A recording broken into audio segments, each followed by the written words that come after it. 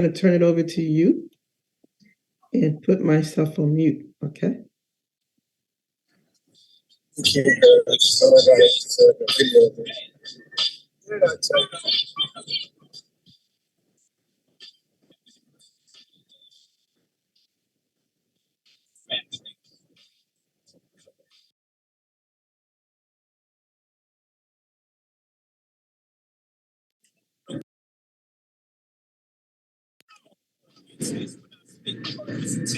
Everybody knows. Represent me, not for show.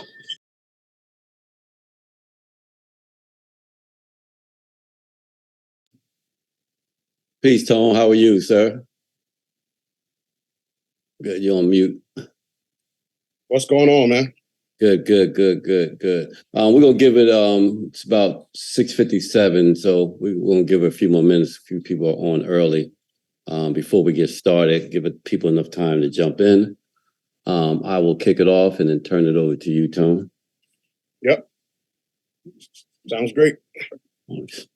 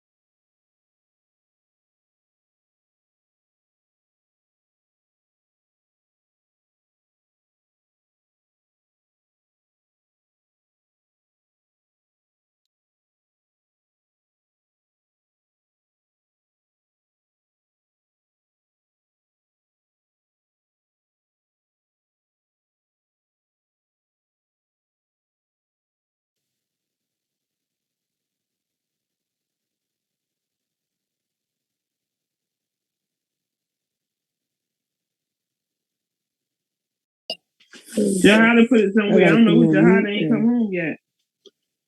Good evening, everyone. Good evening. It's 7:00, so we'll give it a few more minutes, give people enough time to jump on, and then we will get started. And welcome and good evening.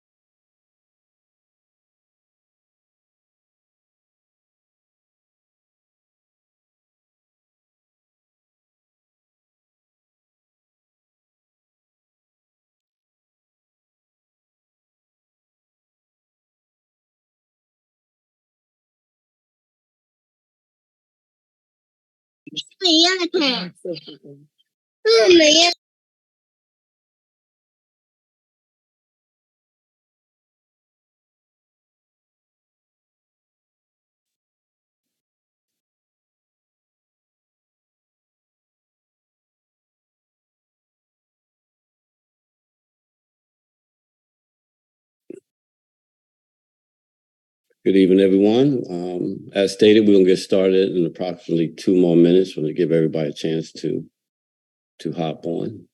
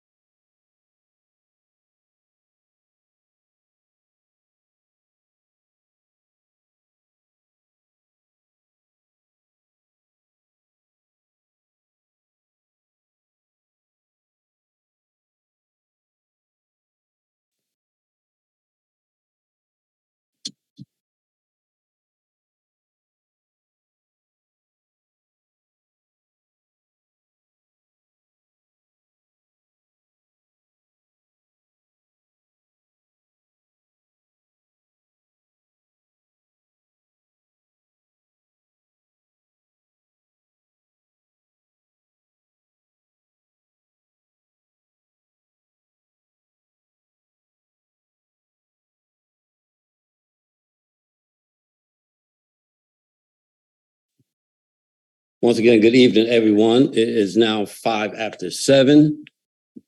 As I stated in the last meeting, we will try to get started on time, taking in the fact of everyone's very busy schedule.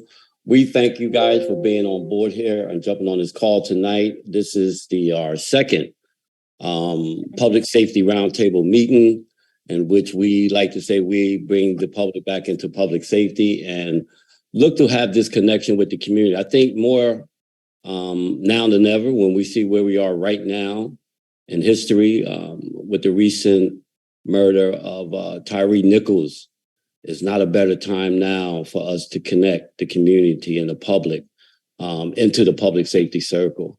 So with that being said, I am Tracy Syfax. I am the program coordinator for the Trenton Restore the Street team under the leadership.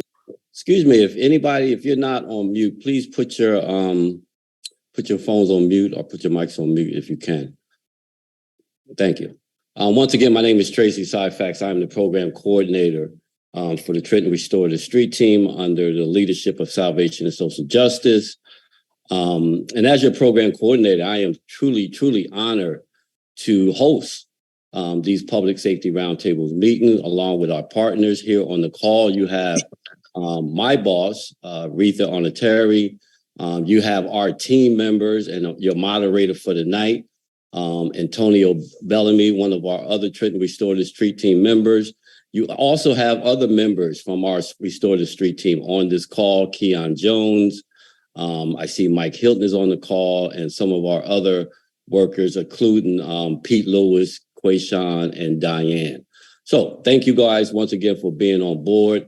As I said, this is our second public safety roundtable meeting. And just to take care of some housekeeping duties here, every first Thursday of the month at 7 o'clock, we will host these public safety roundtable meetings in order so that we can connect our community, our public community to our law enforcement and to folks that are in charge of protecting us. So without further ado, I'm going to turn it over to the moderator for this evening, my fellow co-worker, dear friend, Pastor Tone Bellamy. Tone? Hey, good people. How are you? How are you? How are you? I want to second Tracy's sentiments and the sense of thanking each and every last one of you for coming on out. This space is a safe space for us to ensure together that we put the public back in public safety. And so we're really, really excited about that. On behalf of the Trenton Restorative Street team, I want to thank, again, each and every last one of you for coming out. We know that there's no entity that can handle all of the issues in our community. They're far too complex, but we believe that all of us can do something. Amen. And so that's why we've got everybody here, and we're so glad that each and every last one of you are here. And so with that being said, man, we want to create a space for you guys to be able to share what you are doing and things of that nature, give some updates from a few key public safety professional folk and all throughout that spectrum. Then we also want to hear from some community members, which we hope will chime in, because they're on the front lines. They live here, play here, sweat here. Not that some of the public safety professionals don't, but we want to have some community members be able to speak as well. So with that being said, I want to see if we have anybody on the call from the Mercer County Prosecutor's Office. I believe we're supposed to have some representation from the Mercer County Prosecutor's Office. Is there an update that we can have for the people here? Reetha, you have any insight on whether or not we have anybody from the Mercer County Prosecutor's Office? I do not, but let me check and get back to you, okay? Okay. Well, we'll just keep it moving. With that being regard, I see that Detective Pena is here from Trenton Police Department, and I believe they gave a good update earlier today at the 4Cs meeting. So, Detective Pena, would you mind just giving us an update on some of the things you guys are doing in the community so that the people can know what's going on and be updated?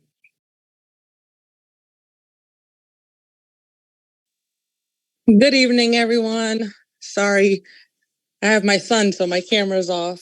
That's all right. That's all right.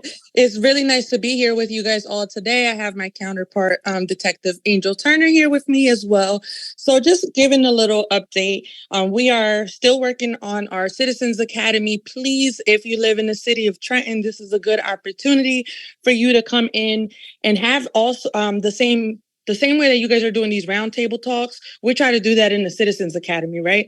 We try to teach you about policing, teach you about law enforcement, the different things of our department. And this is where you can ask those questions. We bring officers in from our police department, but we also bring officers from different agencies. We're bringing the FBI in this time. We're bringing in Department of Homeland Security and also state police.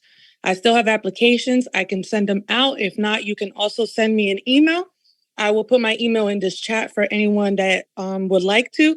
But the only requirements are you have to live in Trenton, so you have to be a current Trenton resident. You have to be above the age of 21, and you have cannot have been convicted of any crime. So just because we do have to do not a full background, but we just have to go through it.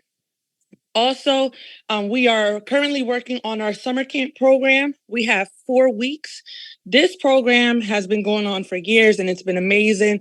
We get to bring the kids in from the city. We give them one free week of the summer camp. Sorry, we give them 1 free week of summer camp. This year, we're going to 40 kids. So before we were at 30, last year we did 35, and this year we're going to 40. We're trying to reach more every year. Once I have more information on that, I will also post that as well and send it to you. I can send it to you, Pastor Tone. And also, if anybody's in the 4Cs meeting, it'll also be sent out through there. Detective Turner, am I missing anything else? Or Pastor Tone, is there something else you want me to talk about? Because I know I give a lot of information, so. No, that's great. That's great information. While you're on though, there's things popping up in the chat. Shadira Lee asked a question, said, who developed the curriculum for the program? Okay, so I see that if you're asking for the Citizens Academy curriculum is done by us for detectives in the Community Affairs Unit. It goes based off what was done before in the Citizens Academy. I'm trying to change it up a little bit and, get different type of people in there, different type of like our special ops guys. People always have questions for them, also have questions for the law. We also have the prosecutor's office coming in, and I know there's a lot of questions for the prosecutor's office. One of the things we definitely like to touch upon is use of force, right? We talk about use of force. So another thing based on use of force, so the first day is introduction. We go over the patrol functions, we go over the department, how it's operated. But the second day, those that are in our academy, we put them on this thing called the Milo machine. So the Milo machine is a scenario based, and you get we give you a fake weapon, and you go through a scenario, and then you basically put you choose what if you want to use the weapon or not use the weapon. You're going through a whole scenario, right? So you're going through a whole scenario, and then after that, we talk about it. The next day, we talk about it and we go over it. And believe it or not, it kind of gives you the idea of what it's like to be a police officer, but it also gives you an idea from the outside and from the inside. It answers a lot of questions, and it also brings up a lot of questions that people may not ask or know what to ask, right? So when we give them this opportunity to have the scenario, it opens up for dialogue. So we go through that. Like I said, then we also have the prosecutor's office come in. The prosecutor's office will answer any questions that you may have. We do CPR. We do stop the bleed training. We do Narcan training, and we go over statistics as well. I think this is really, really important for our community to know, and also for them to ask. So I'm going to be honest with you guys, because I know that we're always honest about this, but I only have 5 people signed up for this class. And I know that there's better than that in this city. I'm from the city. You know, I was born and raised here. I'm back being a police officer here, and this is where I want to do my service at. So this is why I push the Citizens Academy a lot, because we're not going to be able to touch upon these boundaries or these broken relationships that we have with the community if we're not asking these questions and trying to figure out solutions together. So I encourage everybody, whoever is interested, please, like I said, I'm going to put my email in here, but just to answer that question, for the Citizens Academy is us. I do see that you put Police Academy. The Police Academy is ran through the Mercer County Police Academy. That is the Mercer County office that does that. So I don't really have a complete answer for you to tell you where the curriculum for that comes. I believe there's a specific thing that goes with that. Okay. Well, I got another question for you here. Go ahead. Really quickly. Thank you. You're doing a good job. I appreciate you. What is? I wanted to know. Can you tell us about any of the hot spots in the city right now, and any of the recent events? And obviously, you can't tell us everything about them, but just kind of give us an update, similar to what was given earlier at the 4Cs meeting, just about some of the hot spots in the city and some of the updates on what's going on and how you guys are going about trying to address it. Correct. So we did have a shooting recently on Stockton and Hanover. So the police department, the director did take initiative by sending extra units out there to post in the area. So he created a post. The post, I believe, don't quote me on completely these times, because like I said, I don't really have all the information on that. That would be a question for the director to answer, but our director is having a family situation today, so that's why he was not able to be at 4Cs or here with us today. But he did put units there, so I know that when there is a situation as a shooting or we try to target these hotspot areas, we do hire extra. We have a lot of people that come in and will work these areas. It's usually a 24-hour around the clock patrol. Like I said, Pastor Tone, don't quote me a lot on this, because like I said, I focus on the community stuff. So I could get you those answers, but that would be the director that would answer to you and tell you what initiatives he's taken. Okay, understood. And we got some cross pollination with him too, as well. And so we'll try to circle back with Director Wilson at another time. But thank you so much, Detective Pena. Any other questions for Detective Pena? And I see Michael Hilton, I do see your comment and I do agree with you. That is something that the administration needs to discuss. And I will also bring that up to them. And as long as, they give me the go, I am more than welcome to open it up to everybody. It's just a rule that they've always had, but things have changed. And I was somewhat, before I came to this position as a police officer for Trenton, I used to work for UIH. And if anybody that knows, that's a fatherhood program that also focuses on reentry. So I think that is a good idea as well. Okay, thank you. Hey, Pastor Tone, did you see the comment from Tracy? Yep, I see it. Yep. I was just about to ask about it. Tracy has a comment here about he wants to request report outs, if possible, from the police board representatives, sergeants, captains. Is that possible for us to get report outs from them? Do they offer that? And if so, how can we get access to it? Give me a second. I'm trying to get that information for you. Let's circle back on that. Does anybody else have another one? Just so I have time to try to get that for you. Okay. We got one more question. We got another question here from Shadira Lee. Just what kind of training surrounding anti-racism do the police receive? I think obviously this is an important question for a number of reasons, not even just because of recent events, but just historical factors. And so are you aware of any, training in terms of that?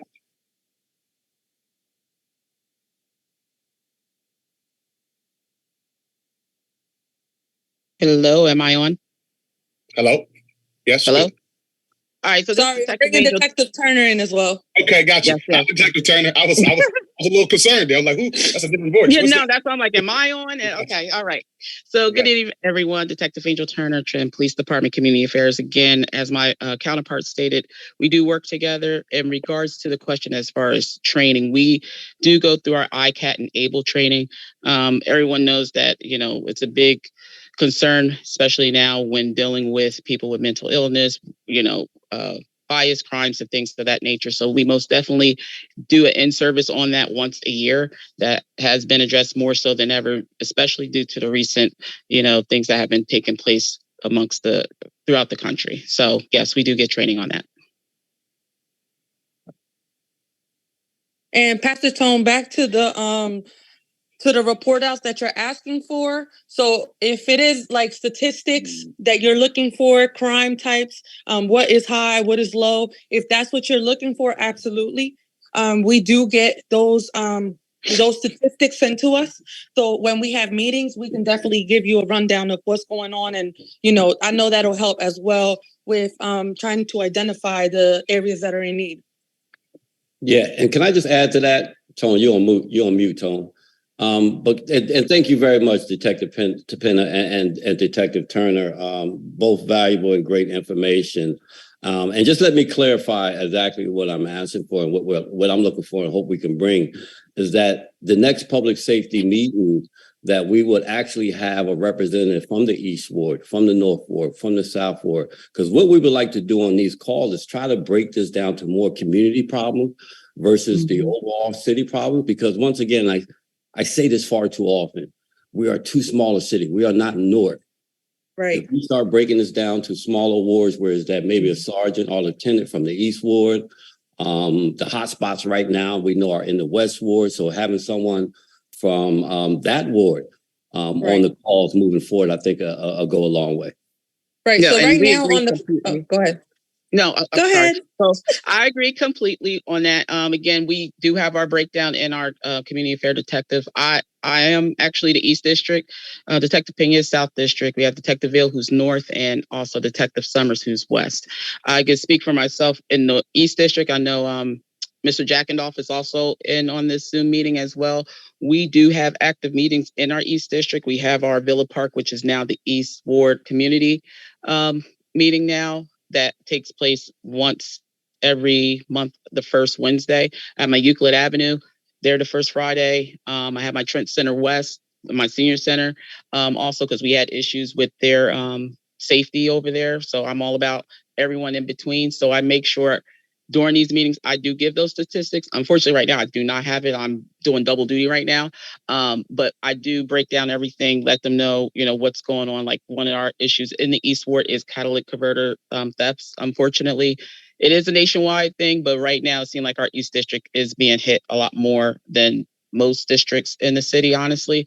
So we do make sure we pass that information along to our community groups and our community leaders in our districts. So also while I'm on that, that's something else that everyone could look into. If you don't have a block watch in your area, if you know something's going on, you can reach out to either one of us according to which district you're in, and you can get that going. Like I said, Trenton Center West, they had an issue with their safety. They didn't like the security there and things like that. This is our elderly, they did their time. They shouldn't have to feel uncomfortable coming in and out of their building or just to walk down the hallway to go to their apartment. So what we did, I said, all right, let's do, instead of, block watch captains, this is an apartment complex that we're talking about. I said, let's do, block hallway captains. So it has worked out and it's been successful. And honestly, we did so well with it that we actually have a whole new company that came in that's doing their security. Everyone feels a lot more safe. Things have been addressed a lot easier for them. And, everyone overall from the tenants as well as the property managers are comfortable and are pleased with the results from it. But it started from, them complaining, me identifying the situation, us coming up to a solution, and this was the end game. So, yes. Right. I want to thank you, Detective Turner, as well as Detective Pena, just for your insightful input here. Really, really appreciate that. I know that there's some questions here, and we'll circle back because we want to leave space for, particularly for community members who are on the line, to be able to ask questions in a minute. So I want to move forward really quickly, and we'll try to circle back to some of those questions for the sake of time here. So I believe that there's a representative from Capitol Health on the call here. I want to be able to give you an opportunity to kind of give an update. Well, thank you. Yeah, I appreciate Detective Turner's participation in our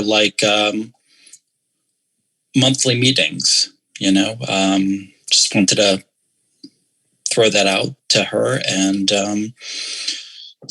we're in the East Ward. Just want to throw it out to any questions that people have. I mean, we're here for Trenton, and I so appreciate everybody.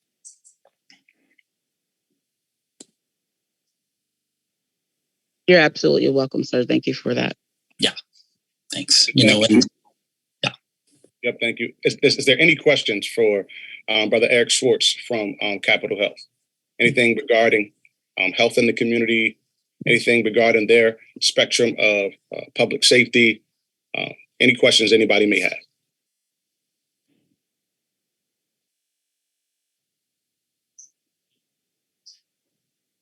Speak now, forever hold your peace. And I'll love to present next month, Absolutely. Go ahead and throw your email in the chat. We'll make sure somebody get out from our team. Get you like that sounds great. Thank you. Great.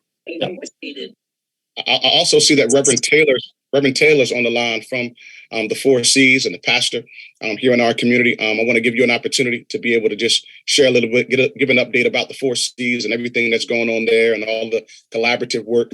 Would you want to give an update real quick, Reverend Taylor? Good afternoon. Good evening to everyone. Sorry that I got on late. We was dealing with the Underground Railroad and the various things that we still struggling with in our community.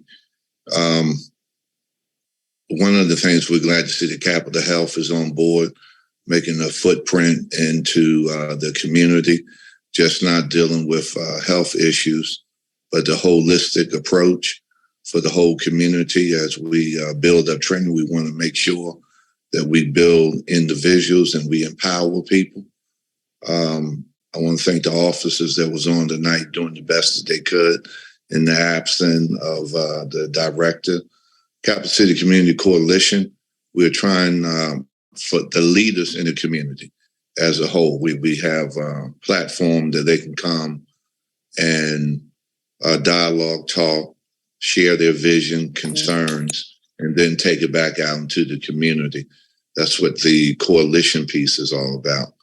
That leaders can share and talk and challenge each other to make sure that as we build Trenton, that we also build up the residents, be a voice for those that are not at the table, a voice for the voiceless, to give those that are in a hopeless situation some hope. Educate, empower, strengthen, give them jobs, vote tech, whatever it takes. We're trying our best to reach everyone in these challenging days that we have. Because it makes no sense, and I will continue to say this, to live in one of the richest states in this country, one of the richest states in this country, to be in the capital city of one of the richest states in the country. And our people are still going through the struggle that they're going through. So I'm happy to be here tonight to work along with everyone to make sure that no one is left behind and everybody has a voice. So thank you for this moment. God bless you. Thank you so much, Reverend Taylor. I appreciate that. And this is exactly what this space is, because at this point, man, what we want to do, man, is we wanted this space not to just be a space for public safety professionals, but for people who are personally invested in the city because they live, work, sweat, eat, play here.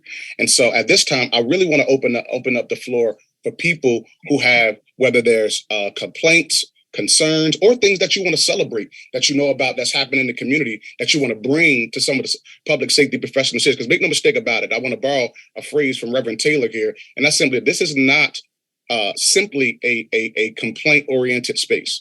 This is a solution-oriented space. We really want to try to get change and make connections, because we believe that we cannot see change without collaboration. And so with that being said, I want to give people from the community, this is a space where you can share your voice, your concern. I want to give you just a few minutes to be able to share anybody at any time and be able to do it. And also I see some other people, public safety professionals, that I want to get a chance to talk. But at this time, I want to ask some people from the community, if you got any complaints, concerns, celebrations, please, the floor is yours.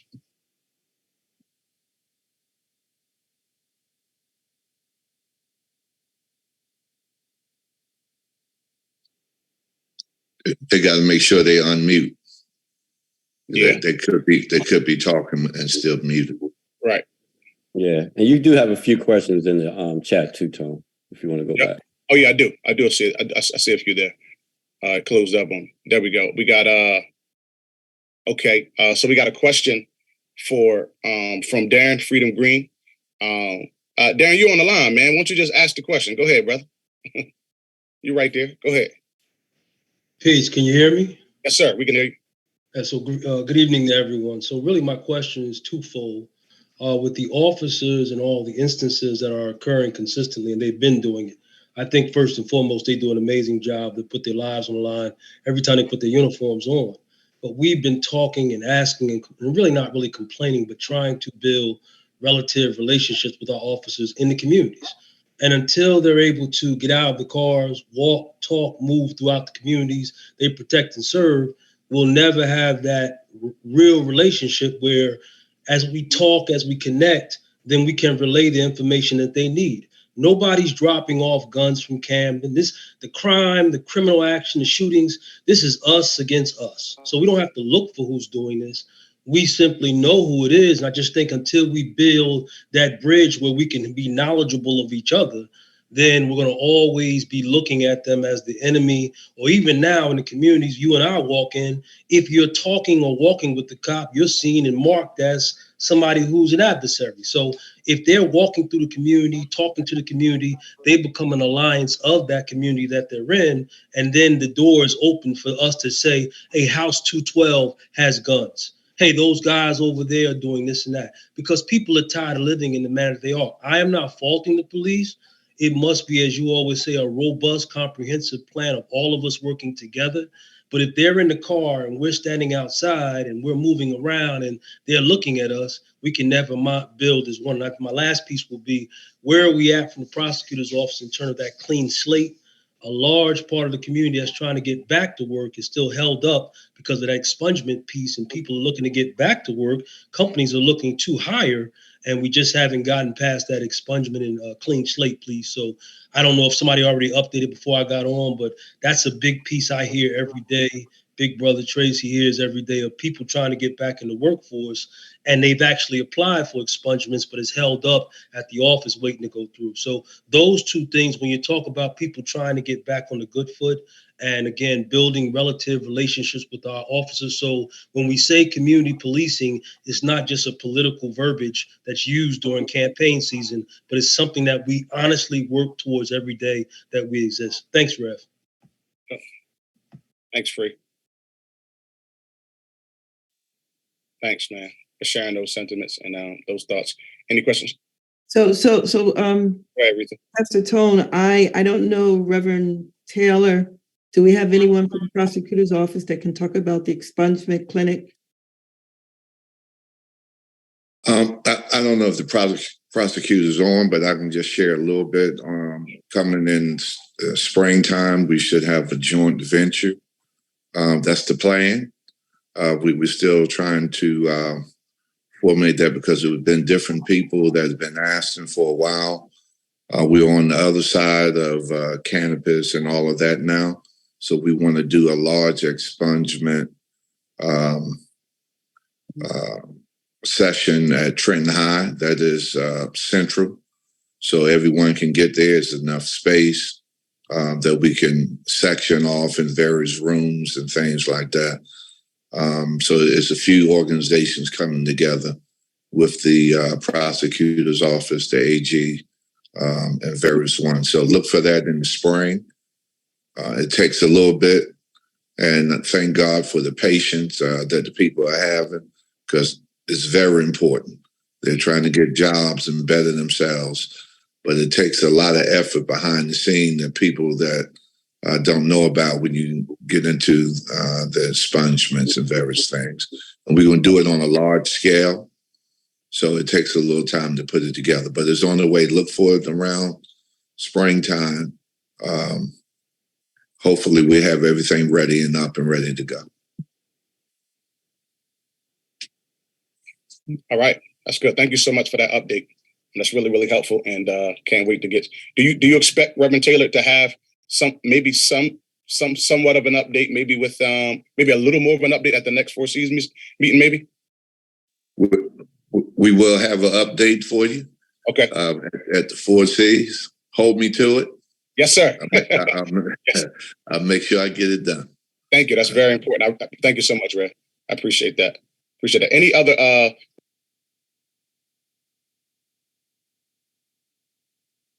You're on mute, Pastor Tone.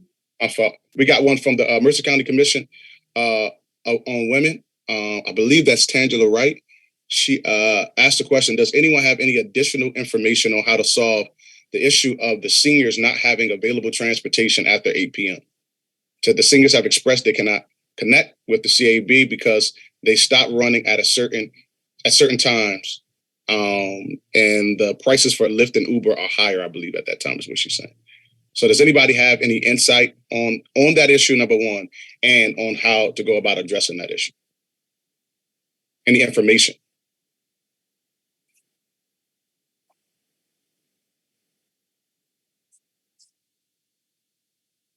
So we're going to have to take that question and see if we can find it. Yeah. Get back. Can we? Yeah. Let's capture that, and we'll try to connect with some of our other partners and get back to you on that. We don't have an answer. Yep. Cool. Can I get a little more clarity on the request? Is transportation to like supermarkets or just transportation in general? Can I get a clarification on that request? Yeah. Yes, I can. She asked it right on here. Tangela, you want to give some clarity to that? Sure. So it has been expressed to a few of the seniors that after, I believe it's either 7 or 8, they are unable to get a cab anywhere in the city, be it that they're going to the grocery store, they're picking up medication, or if it's an emergency call and they need to go to the hospital. there is not a way that they can access that outside of calling Uber or Lyft or a friend or a neighbor. So I'm looking to find out if there is another resolve to be able to give them outside of their regular means of transportation during the day. Okay, thank you for that clarification. Pastor Tone, I know you guys are taking notes on this. If you can make sure I get that particular question, and I'll make sure that we research that at the county level. Yes, sir. Yes, sir. Commissioner Sam Frisbee, thank you so much. I hope that's helpful for you, Tangela. And I will be sure that we make that connection as well. All right. Hey, Doc. That's what this is for. Can you hear me, Doc? Yeah, who's that? Who's speaking? Free. Yeah, I can hear you. Go ahead. Yeah, so I'm at the 3 senior buildings for Trenton Housing, and the cabs just won't come. They don't feel safe. I'm not saying that's a citywide issue, but for the one on West State and the 2 by Oakland and Hoffman, the cab drivers just won't come up there. Too many shootings, too much craziness. They've literally told me they're not coming up there. That's what I can tell you from those 3 buildings, and that's kind of like northwest. So I'm not saying that's citywide, but that's an issue over there because a lot of times late night I'll drive and drop them off. I'll take the van, but it's very difficult. And again, with them being on fixed incomes, they can't afford Ubers and all of that. So I try to circumvent a lot of that stuff with our 15 passenger van if I can.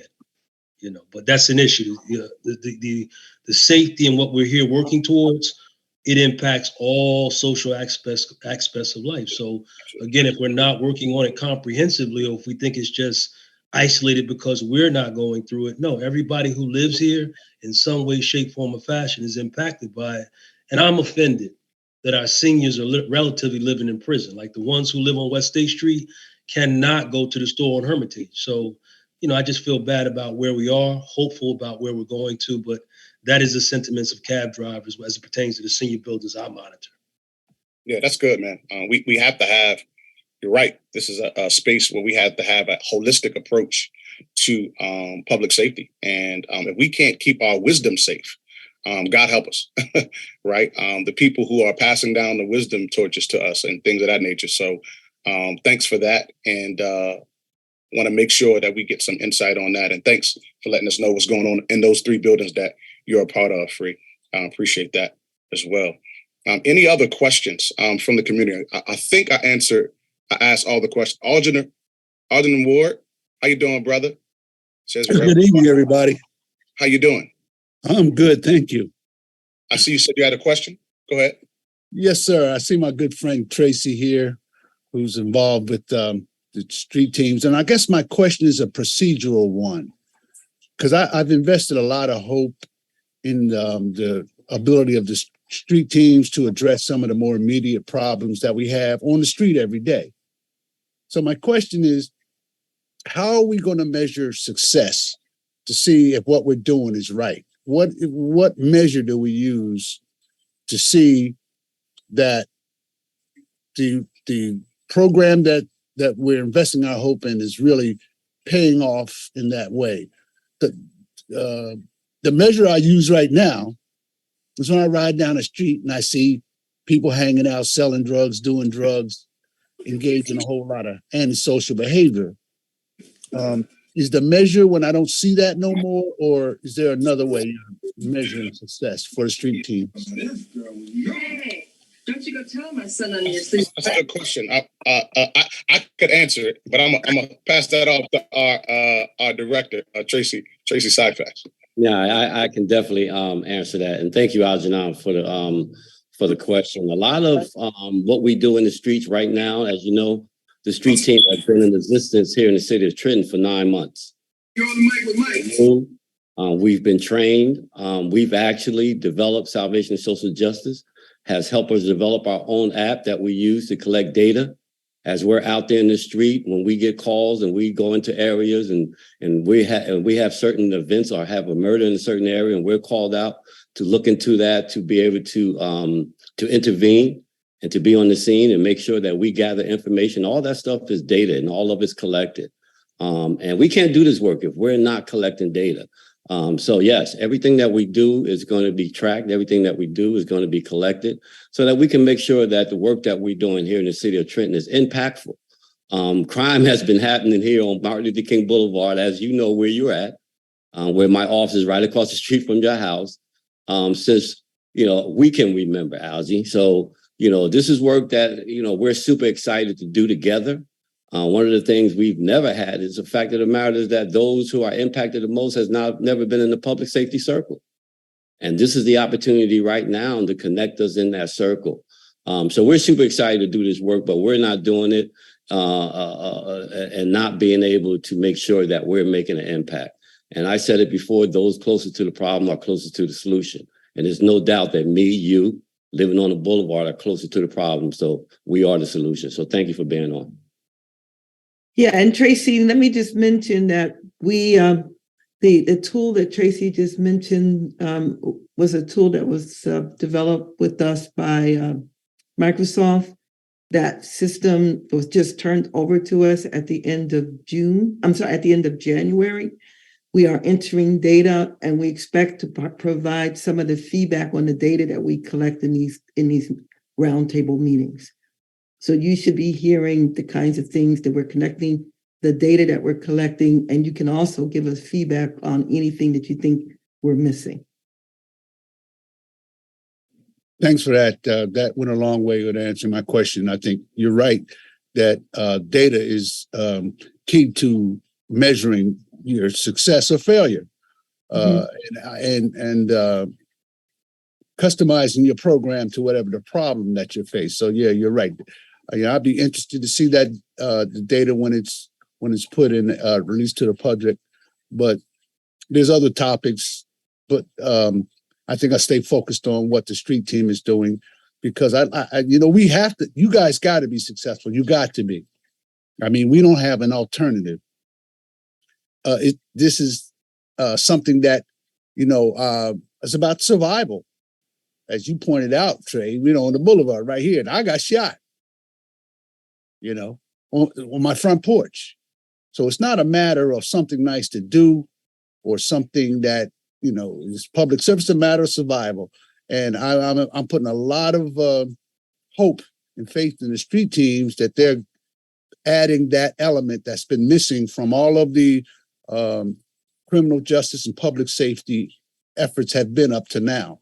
It's that granular connection to the actual people.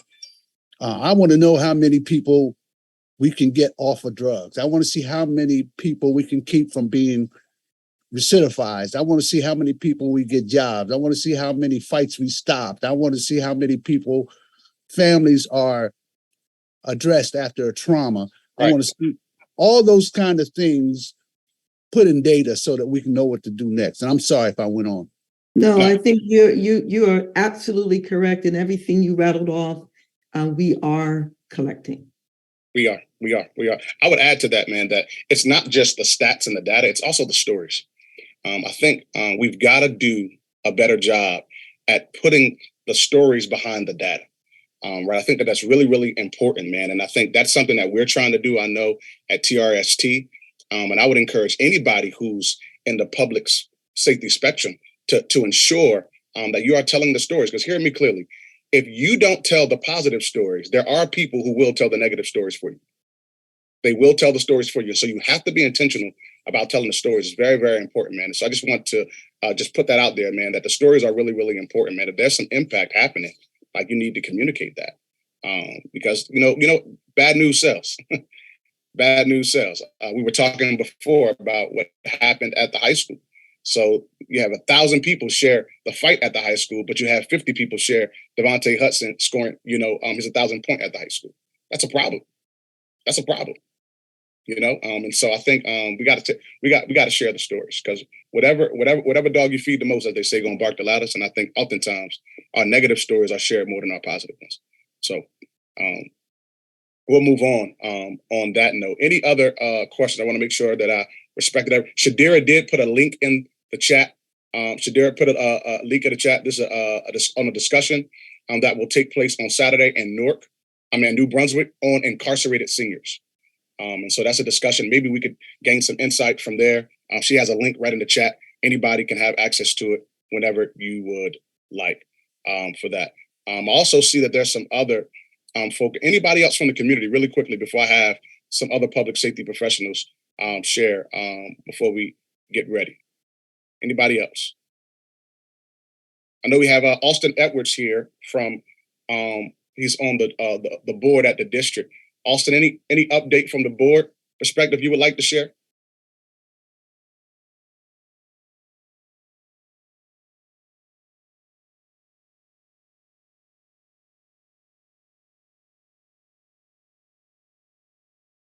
Is he? Austin, are you talking on mute? No. Okay. No worries there. Anybody else have anything you would like to share? Any questions? Any concerns? Anybody? This is Harry Jackendoff. How you doing, sir? Just you talking about good stories. I just wanted people to know that at St. Michael Church downtown, we've got a recovery bookstore that opened up last April. And it's open every day from 11 to about 4 o'clock, 5 o'clock.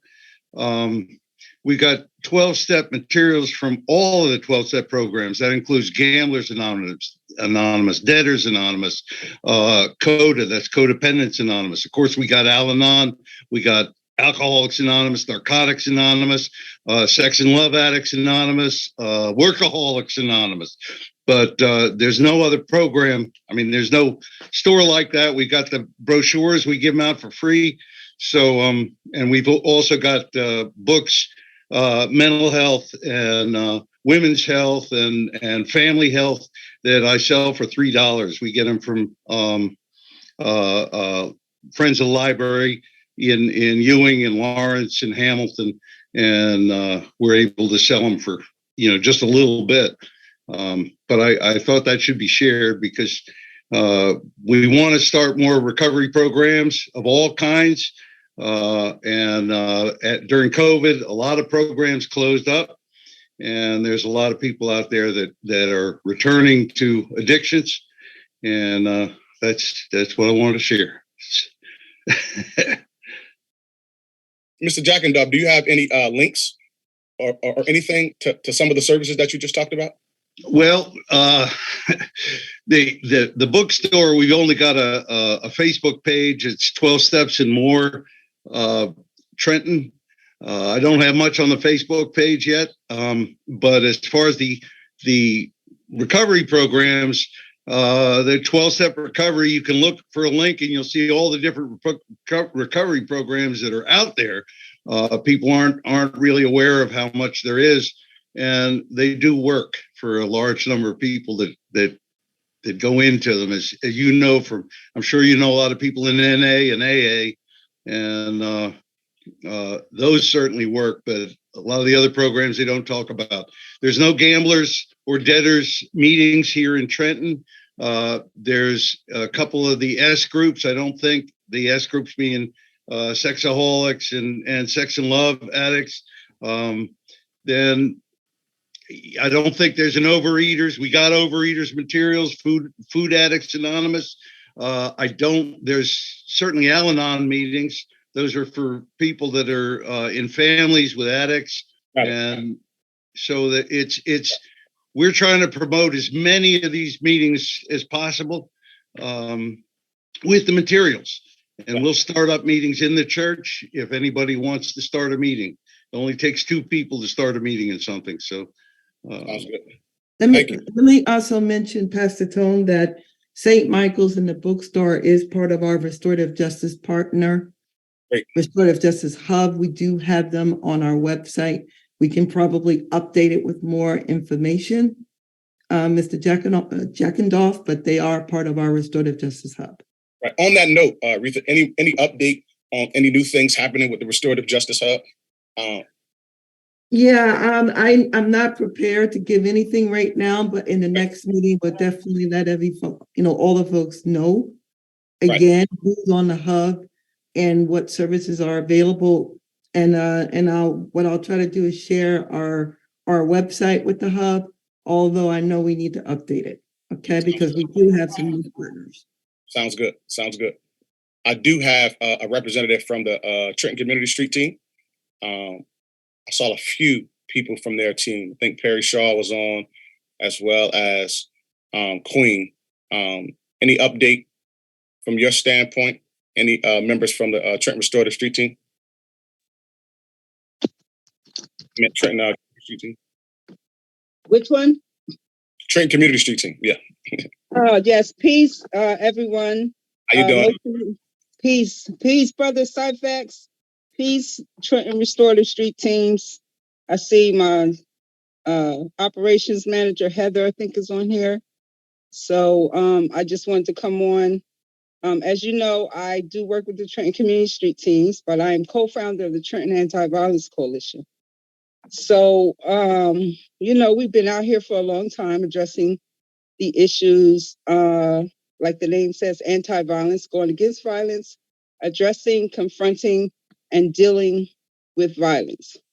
So, I am really at this point, being a veteran in this, I'm really at the point where I want us all to begin to talk about the underlying causes, right? And bring solutions to those.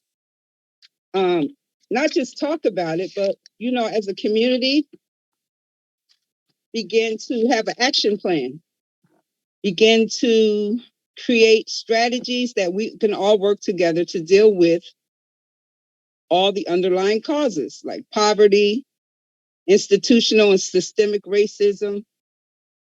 We know now with this huge Tyree Nichols situation, we also have to address police reform, police brutality, police harassment, police murder.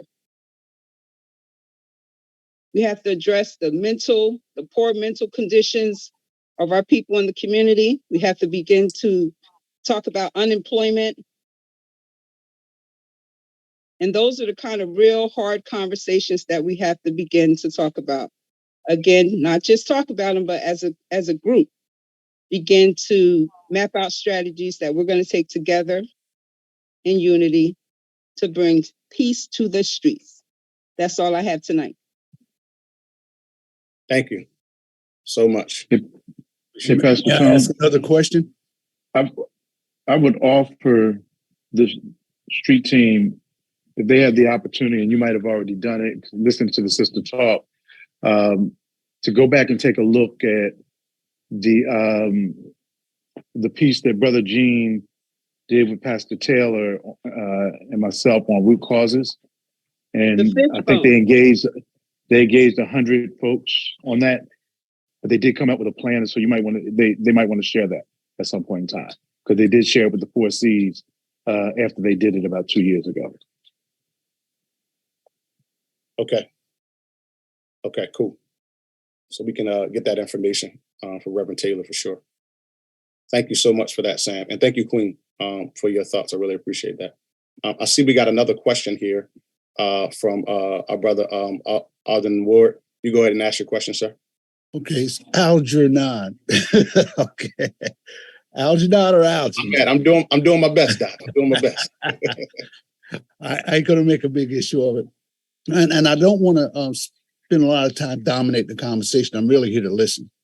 But something else occurred to me that, I think is kind of imperative to address in the short term, the near term, what we're going to do tomorrow, kind of a thing. Police reform is on everybody's tongues right now. And as Monty says, talking about it and doing about it is entirely two different things. I see the street team is out there on the street trying to do the work that we've all asked them to do. But that's leaving it to them alone is not a solution that's viable over the long term. We've been asking for foot patrols in our communities for at least 20 years. And every successive administration after the other finds some excuse to either go through the motions for a little while in certain places and then drop the idea altogether, because the police themselves are against the idea. They have not adopted the notion that they have to get out of those cars and engage the community on personalized level. And for all these many years, I've heard excuse after excuse why that can't happen. But I know for a fact that's probably going to be the most effective thing that they can do as far as crime suppression is concerned, and just being visible on the street. I hope that we don't turn around and rely on the Trenton street teams to do what our police force should have been doing the whole time. That is providing public safety in a visible way so that people feel a sense of safety. So those cab drivers that Free is talking about have a sense of safety, that our seniors have a sense of safety. People going to and fro have a sense of safety because the police are visible, they know who it is, and that they've got the intelligence because of their interaction with people in the community to be able to suppress crime. Now, until that first step happens, and that's really in the hands of the police, who have been resisting the idea all this time. They give it lip service, community policing lip service, but they don't do it really, or they do it in episodes and go quiet, and then something else has to blow up. It becomes a topic of discussion. They go through the motions, but they don't make the fundamental changes, not only in the way that they provide police services, but reform the real police culture. So I'm done. I'm sorry, I don't mean to get on a soapbox, but this is a pressing problem, and I just want to know from the policemen, public safety, what are y'all about to do about foot patrols? All right, this is Detective Angel. You want to answer? Or you want me to go? I'll go. I'll piggyback off of you. Go. All right. So when the Director Coley was here, we did do foot patrol. Now, like I said, and I hear you. You don't want to hear no excuses or anything like that. I was one of those officers that was on the foot post when Director Coley was here, and I would get out and I would go talk to the community and mingle. I would play with the kids. But you have no idea how many times I was broken from that foot post to go respond to an emergency job coming in. And I know you don't want to hear that, but we do have a manpower issue. I know everybody keeps complaining that we keep using that excuse, but it really is true. We do have a manpower issue. And I'm trying to give you a personal experience, right? I'm a person of a real reason, because I was one of those officers that was on that foot post. I had Hudson and Pearl. I was on Hudson and Pearl every single shift from 3 p.m. to 3 a.m. That was my thing. That was where I was supposed to be. Because the amount of times once I got out of roll call that I was moved from my foot post to go respond to a job was too many to count. So we do have a manpower issue, and not for nothing, at the same time, no one wants to become a cop right now. So we have an issue hiring. So, I can't tell you exactly what we're going to do, Mr. Algie, because that is the director and the administration that makes those rules. But I do agree with you that we need to do more things with the community. We need to be more out there. But it's only 4 of us in my unit. It's me, Detective Turner, Detective Veal, and Detective Summers. It's 4 community detectives trying to cover the whole city, and it's not enough. We know it's not enough. We talk to the officers, we try to get them to go out there, but the amount of times that they're also stuck on an emergency call or, other emergency services, we just don't have enough people for that foot post. We would love to have foot posts. I would love to do it again. I would love to be part of walk around in the community again, but we just don't have the manpower for that. So I know that Detective Turner is going to piggyback on that to get a better answer. That's definitely something that the director would have to answer. Like I said, the director was not able to be at this meeting today because of the fact that he is dealing with some family emergency. I'm just trying to give you the best answer and the best personal experience, like I said. Thank you. Yeah, and just to piggyback off real quick of Detective Pena, she pretty much answered it. I mean, since the layoffs in 2011, which I was a part of, we have not gotten those numbers back. And it is a huge issue right now. And it's not even just here in Trenton, but across the nation with hiring officers to do this job. Like Detective Pena stated, I too have walked foot posts plenty of times, same situation that she mentioned. There's times when I did have downtime. I'm from North Trenton. I was born and raised from Trenton as well. And my partner and I will go out, walk the beat, go on Martin Luther King, walk up in Dolly Homes. That's where I'm from, North Trenton, with no problems. But now, I mean, we don't have the manpower for it. It is encouraged to do so, even doing business checks with all officers that are on the street. But It does get busy at times. There are reports that have to be written, especially before you get ready to go home and get off shift. So there's a lot of other factors that people are not aware of that is pretty much hindering and obstructing that to really happen. In an ideal world, if we had the manpower that we really needed, it could be done easily. But right now, we're just making do with what we have. That's all I have. Thank you so Hi, much. guys. Good evening. Can I make a remark to that? Sure. So my name, hey guys, good evening. My name is Diane Bellamy. Hey, detectives. First, I want to say thank you to all of you on the call. I'm a part of the Trenton Restorative Street Team, one of the HRIs, along with being the Safe Patches Director. And I just want to, what Detective Pinna, is that how you say your name?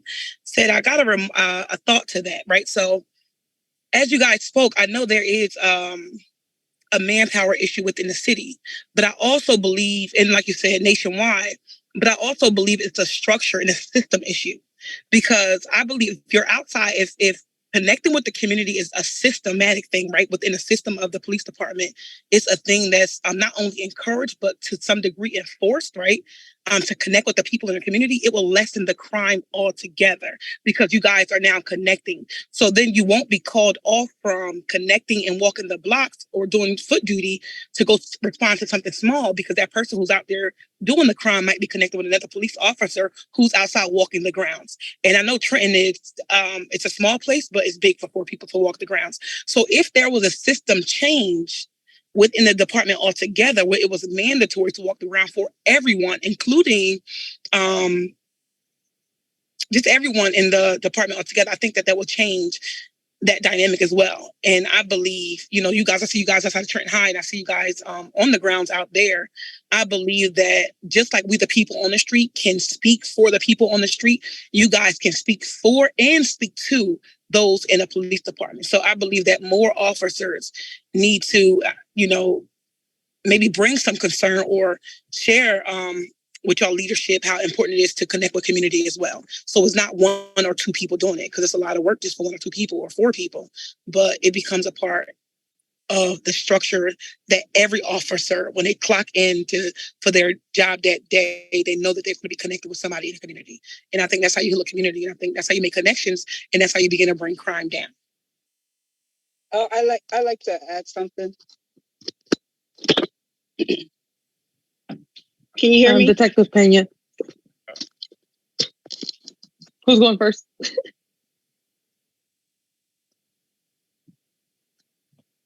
All right, I'll go real quick. So Ms. Diane, just to piggyback off of what you said, I'm big time community. This is why I love the position I'm in.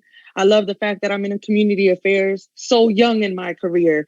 I know it's going to hurt to say, but I still got 25 years to go. Okay. And I'm proud of it. I'm happy for it. I'm young, and this is what I want to do. And I do believe that we need more community policing, and we have to actually get out there and do the work. You have to do the work. You got to put your feet on the ground and do the work. Just to give you another statistic or another idea of what it's like, when our 3 to 3 roll call comes in, 3 to 3 roll call is the 3 p.m. shift. So they work 3 p.m. to 3 a.m. When they come in, it would be lovely for them to just go right out to the community and, be able to walk and everything. But the majority of the times, our CAD, which is our system that receives all the emergency calls, is so backed up that when they're getting out of roll call, they're already getting dispatched to jobs, and they have to catch up to the jobs that the morning shift couldn't. I know the minimum for our manpower on the street is 14 cops a shift.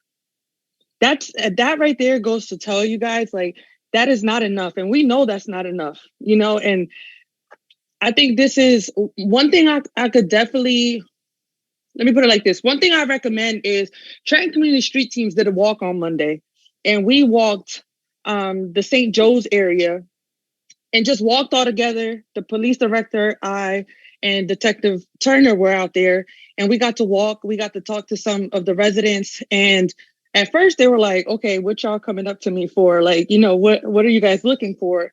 And then they were like, oh, cool. You guys are out here talking to us. And they like that. And I encourage that, and one thing about us is if you have an event or you want to do something in the city, we're always down to do it with you guys. It's just 4 of us, but we will definitely love to do that. But I would definitely like to have a follow-up meeting. And I know you, like you guys said, you're going to do this again, but a follow-up with the director. And that way he can also give you guys some of the answers, or, you know, try to work up with some solutions with you guys, because he's the one that's going to give you the answers for the department and also the administration, you know. So I apologize that once again he was unable to be here tonight. I hope that we were able to answer everything as best as we could. I did put my email in the group chat. If you guys have any other questions, please email me and I will make sure that we get you an answer back. Absolutely. Thank you so much. I appreciate it. I appreciate all the comments. And so we want to be. I did have something I wanted to say. Let you can go ahead, but we need to be quick because we running tough on time here. Okay, I'll just be real simple. So, you know, the immediate answer that came to me when, you know, the topic of there being shortages of manpower with the police and there's not enough police. The police is not the only answer. So that gives more credibility to the idea that community-based violence intervention organizations like the Trenton Community Street Teams, like the Trenton Restorative Street Teams, and like the Trenton Anti-Violence Coalition need more resources, whatever that looks like, to be able to do some of the work that, even if there's 300 police manpower available at any time for the police department, is still not enough, and it's still not the only answer. The street team ideas and the community-based participation in the public safety in Trenton is important, and organizations that are looking to do this and have been doing this and is doing this needs more resources. Right. Agreed. Thank you. Thank you. Thank you. Absolutely. Absolutely. I think that's a very, very important point. That this speaks to the resources that we need to do this work, as those who are in our community and for our communities. You're right. Like, we can't just make the responsibility of our communities being better to be put on police. That doesn't work. History is clear that that doesn't work in America. In the 1970s, there was 300,000 people incarcerated in America. Now I think we got like 3 million. The system ain't working. It ain't working. It's just not working. And so we've got to have some alternative things like this. And that's why we create a space like this to have these hard conversations and try to bring some resolve to these longstanding issues that undermine safety in our community. Joyce Butler, I see you. You look like you had a question. Your mute's off. You got some questions? Like you was raising your hand there. No? Hey, Tone, she's not gonna go. Let me just add, because I think what Marta has spoken of, she makes a very, very, very good point. As we begin to look at public safety in a whole new spectrum of what that looks like, and knowing that it is not just law enforcement that will drive down crime and that will solve murders or stop violence here in the city of Trenton, is all the underlying conditions that enable us to have this disease in our community. So education, we're connecting now with Lance Lopez and his organization to provide jobs with the African American Chamber of Commerce and Gene Bowie and his team over there. We're connecting folks to education and vocational training opportunities, to be able to teach people entrepreneurship, how they can own their own business. Those are the underlying things that we can do to drive crime. And just to speak to what Mata talked about and what Detective Pina talked about, having us go into the community. There is no better people to connect to the community than to the people that are on this call right now. The Trenton Community Street Team, the Trenton Restorative Street Team, these folks are in the community.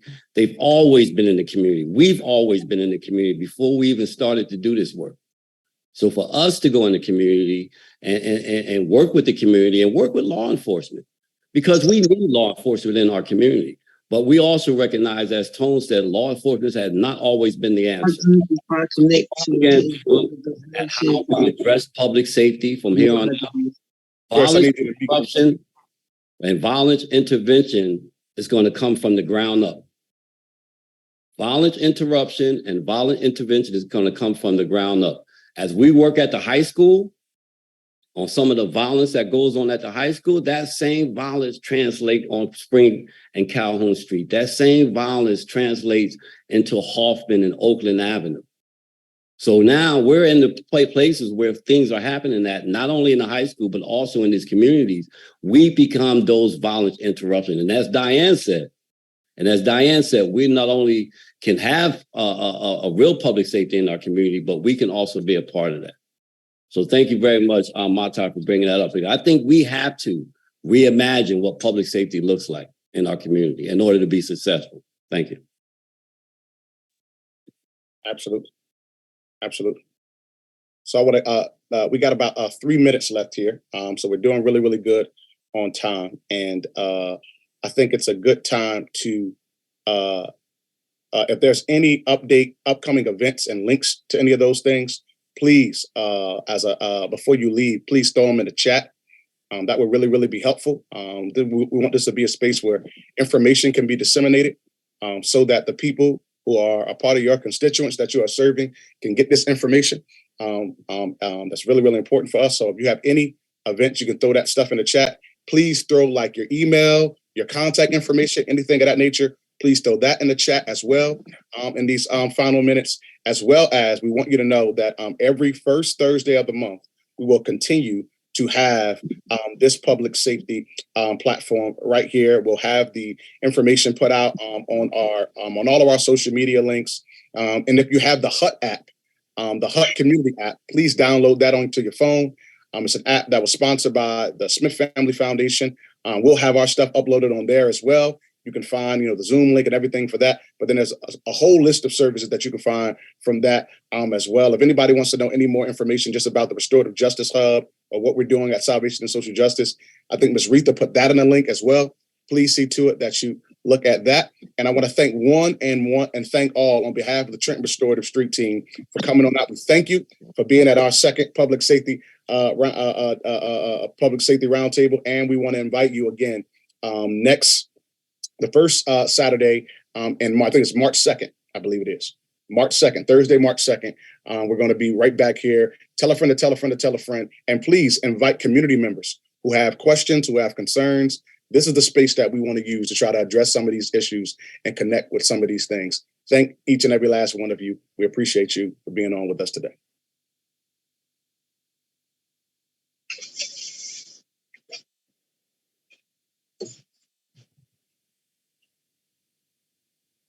Absolutely wonderful program. Glad to be a part of it, y'all.